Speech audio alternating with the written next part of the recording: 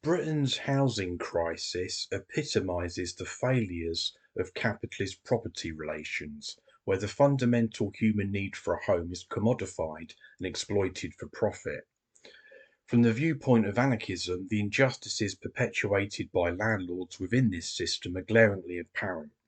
In this video, we dissect the inherently oppressive nature of landlordism in Britain, examining how it worsens housing inequality and perpetuates social injustice. The concept of private property, wherein a select few wield control over land and housing, is antithetical to the principles of social ownership and equality of anarchism. Landlords, as the proprietors of rental properties, exercise domination over the living conditions of tenants, dictating terms and extracting surplus value from their labour. This asymmetrical power dynamic inherently breeds exploitation and reinforces class divisions within society. At the core of landlordism lies the pursuit of profit at the expense of human well-being.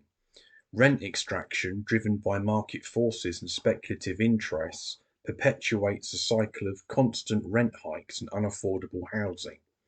Landlords prioritise maximising returns on their investments, often neglecting maintenance, tenant safety, and disregarding tenant rights in the process.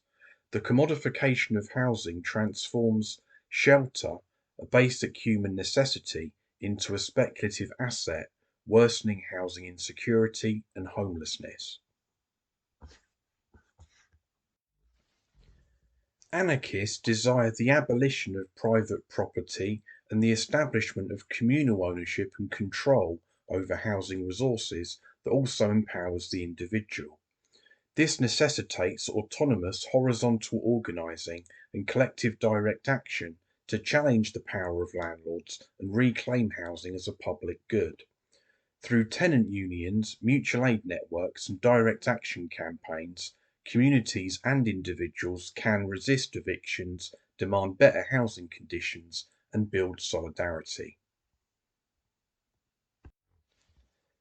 In envisioning a post-capitalist society, anarchists prioritise decentralised decision-making at the local level. Housing would be managed collectively by residents themselves, but to facilitate individual autonomy, free from the diktats of profit-driven landlords.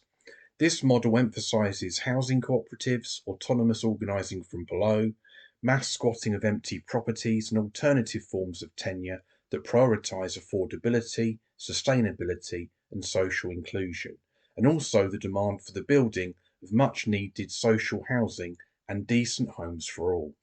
By utilising horizontal power, communities can cultivate autonomy and foster genuine solidarity among residents.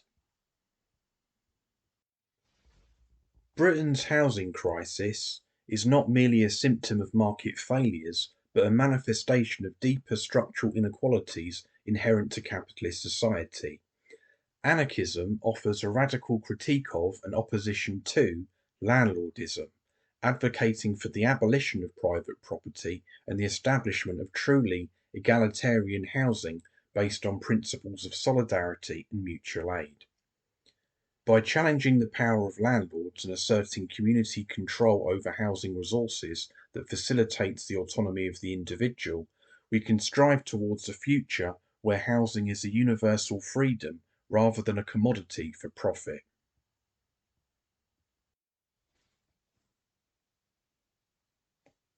Thank you for listening, everyone. All the best.